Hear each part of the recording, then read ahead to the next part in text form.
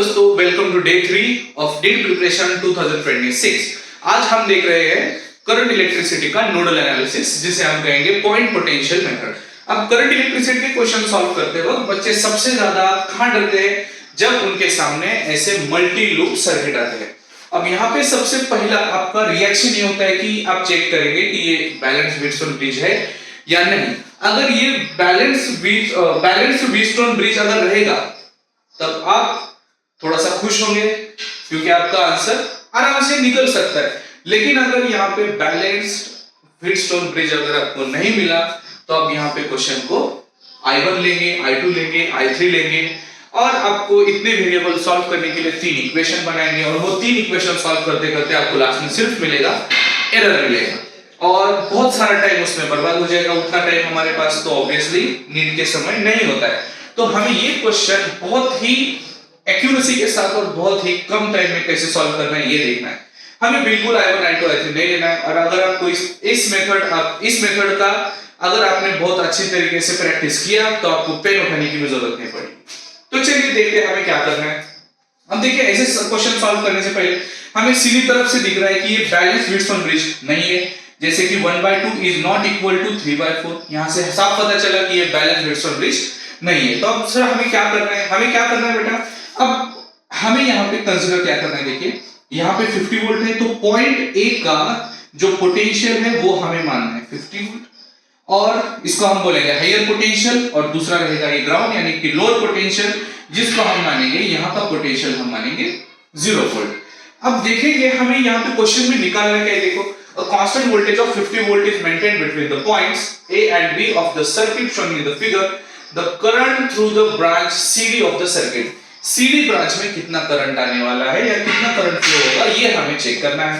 तो अब ये चेक करने के लिए हमने यहाँ पे A को 50 वोल्ट माना, B को माना 0 वोल्ट। अब यहाँ पे जो पॉइंट C है और पॉइंट D है, यहाँ का जो पोटेंशियल है उसको हमने माना X और जो यहाँ का पोटेंशियल है D का पोटेंशियल उसको माना हमने समझो Y। लेकिन हम C और D के बीच में देख सकते हैं कोई भी रजिस्टर नहीं है, यानी कि ये सिर्फ क्या है? ये प्लेन वायर है और प्लेन वायर है, इसका मतलब C और D का पोटेंशियल कैसे रहेगा बेटा? सेम रहेगा। तो हम VC और VD को दोनों को पोटेंशियल क्या मान सकते हैं? सिर्फ X मान सकते हैं क्योंकि ये एक प्लेन वायर है। ठीक है, तो चलिए अब हमें CD का पहले पोटेंशियल निकालना पड़ेगा। पोटेंशियल निकालने के बाद करंट अपने आप निकल जाएगा। तो पहले पोटेंशियल के लिए हमें क्या करना है? हम यूज करेंगे KCL। हम पॉइंट C को पकड़ेंगे और यहाँ पे KCL लगाएंगे। अब देखिए, इस जंक्शन के अराउंड हम लोग KCL लगेंगे। अब देखिए KCL कैसे लगाना है। KCL क्या कहता है बेटा कि जितना करंट जंक्शन के अंदर आता है उतना ही करंट जंक्शन के बाहर जाता है। यानी अगर जंक्शन के ऊपर आपने करंट की एडिशन की तो उसका एडिशन क्या आएगा बेटा? 0 आएगा। तो बस हमने ये किया तो करंट के एडिशन करते हैं जिसको हम इक्वल टू 0 लिख सकते हैं। अब करंट यानी क्या होता है? I is equal to V by R होता है, ये पता है हमें। और इस केस में हम डेल्टा V बाय R लिख लेंगे। तो चलो करंट के एडिशन करें। पहले हम देखेंगे करंट यहाँ पे कितना है, A और C के बीच में कितना करंट है, ये कैसे पता चलेगा? अब यहाँ का पोटेंशियल हमने माना है X, यहाँ का भी पोटेंशियल हमने माना है X, तो X minus 50 divided by resistance कितना है? 1 ओम का है बेटा, प्लस अब नीचे आइए, यहां से AD के ब्रांच में कितना है वो देखेंगे,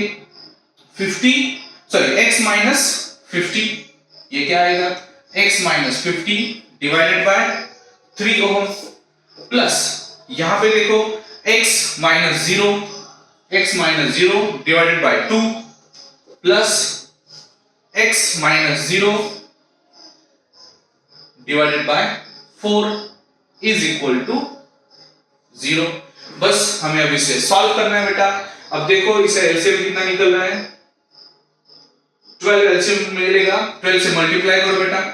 12x माइनस 50 प्लस यहां पे 12 करने के बाद आएगा 4x माइनस 50, यहां पे आएगा बेटा 6x प्लस यहां पे आएगा 3x इज इक्वल टू 0। यहां से आपको x की वैल्यू बड़ी आसानी से मिलेगी। देखो यहां पे क्या होगा? 12x minus